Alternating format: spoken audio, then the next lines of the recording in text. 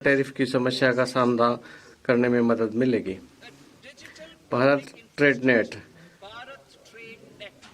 व्यापार प्रलेखीकरण और वित्त पोषण समाधानों के लिए एक एकीकृत प्लेटफॉर्म के रूप में अंतर्राष्ट्रीय व्यापार हेतु भारत ट्रेड नेट नामक एक डिजिटल सार्वजनिक अवसंरचना स्थापित की जाएगी।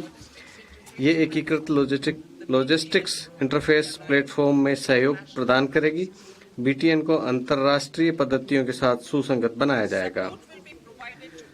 वैश्विक आपूर्ति श्रृंखला के साथ हमारी अर्थव्यवस्था को जोड़ने के लिए घरेलू विनिर्माण क्षमताओं के विकास हेतु सहायता प्रदान की जाएगी। वस्तुनिष्ठ मानदंडों के आधार पर क्षेत्रों की पहचान की जाएगी। चुनिंदा उत्पादों और आपूर्ति श्रृंखलाओं के लिए वरिष्ठ अधिकारियों और उद्योगों के प्रतिनिधियों की भागीदारी के साथ सुविधा समूह गठित किए जाएंगे। इसके माध्यम से इंडस्ट्री 4.0 के में बहुत से अवसर मौजूद हैं, जिसके लिए उच्च कौशल और प्रतिभा की आवश्यकता होगी। हमारे युवाओं के पास दोनों गुण हैं। युवाओं के लाभ के लिए इस अवसर का लाभ उठाने के लिए हमारी सरकार घरेलू इलेक्ट्रॉनिक उपकरण उद्योग को सहायता प्रदान करेगी। जीसीसी के लिए राष्ट्रीय फ्रेमवर्क उभरते हुए टीयर 2 शहरों में वैश्विक क्षमता केंद्रों को बढ़ावा देने में राज्यों का मार्गदर्शन करने के लिए एक राष्ट्रीय फ्रेमवर्क तैयार किया जाएगा।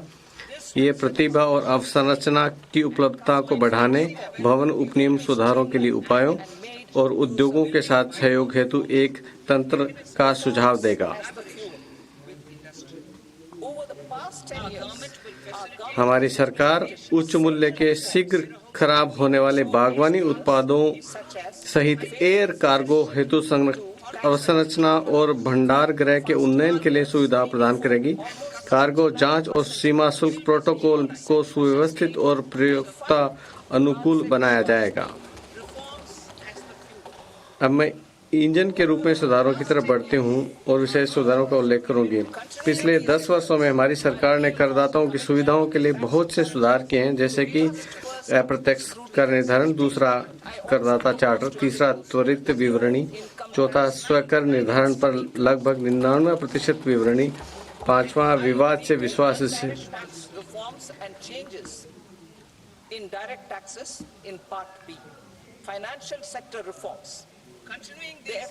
इन प्रयासों को आगे बढ़ाते हुए मैं कर विभाग के पहले विश्वास बाद में जांच संबंधी प्रतिबद्धता को पुनः दोहराती हूँ। मैं अगले सप्ताह एक नया आयकर विधेयक प्रस्तुत करने का भी प्रस्ताव करती हूँ। मैं भाग 6 में अप्रत्यक्ष कर सुधारों और प्रत्यक्ष करों में किए जाने वाले परिवर्तनों का विस्तृत विवरण दूंगी। बीमा क्षेत्र में विदेशी प्रत्यक्ष निवेश बीमा क्षेत्र में विदेशी प्रत्यक्ष निवेश को 74% से बढ़ाकर 100% किया जाएगा। ये संवर्धित सीमा उन कंपनियों के लिए उपलब्ध होगी जो भारत में संपूर्ण प्रीमियम का निवेश करेंगी। विदेशी निवेश से संबद्ध मौजूद सीमाओं और प्रतिबद्धताओं की समीक्षा की जाएगी और उन्हें सरलीकृत किया जाएगा।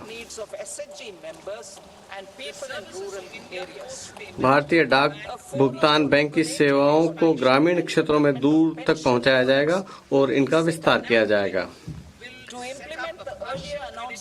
NABFID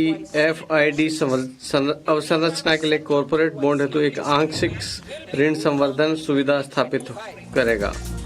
सार्वजनिक क्षेत्र में बैंक SHG सदस्यों और ग्रामीण क्षेत्र के लोगों की ऋण आवश्यकताओं को पूरा करने के लिए ग्रामीण क्रेडिट स्कोर फ्रेमवर्क विकसित करेंगे।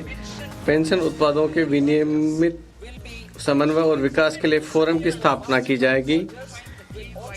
KYC प्रक्रिया को सरल बनाने के संबंध में की गई घोषणा के कार्यान्वयन के लिए 2025 में केंद्रीय KYC रजिस्ट्रार का पुनरुद्धार किया जाएगा। हम आवधिक अद्यतनीकरण के लिए एक सुव्यवस्थित प्रणाली लागू करेंगे। कंपनियों के विलय के लिए त्वरित अनुमोदन संबंधी आवश्यकताओं और प्रक्रियाओं को तर्कसंगत बनाया जाएगा।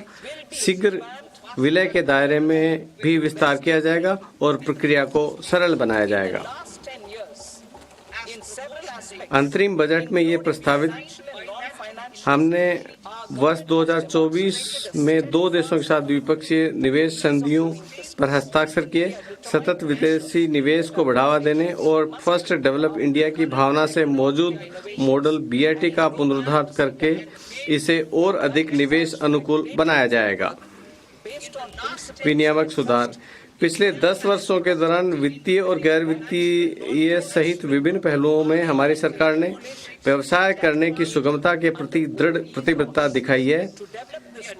हम ये सुनिश्चित करने के लिए संकल्पित हैं कि हमारे विनियमन प्रौद्योगिकी नवाचारों और वैश्विक नीतिगत विकास के साथ सामंजस्य स्थापित करें। सिद्धांत और विश्वास आधारित एक सरल विनियामक फ्रेमवर्क से उत्पादकता और रोजगार में वृद्धि होगी। इस फ्रेमवर्क के माध्यम से हम पुराने कानूनों के तहत बनाए गए विनियमनों को अद्यतन करेंगे। 21वीं सदी के लिए उपयुक्त इस आधुनिक, लचीली, जन उपयोगी और विश्वास आधारित विनियामक फ्रेमवर्क को विकसित करने के लिए मैं 4 विशिष्ट उपायों का प्रस्ताव करती हूँ। सभी गैर वित्तीय क्षेत्र संबंधी विनियमनों, प्रमाण, लाइसेंस और अनुमतियों की समीक्षा करने के लिए विनियामक सुधार हेतु उच्च स्तरीय समिति गठित की जाएगी। समिति से 1 वर्ष के भीतर अपनी सिफारिश प्रस्तुत करने की उम्मीद होगी।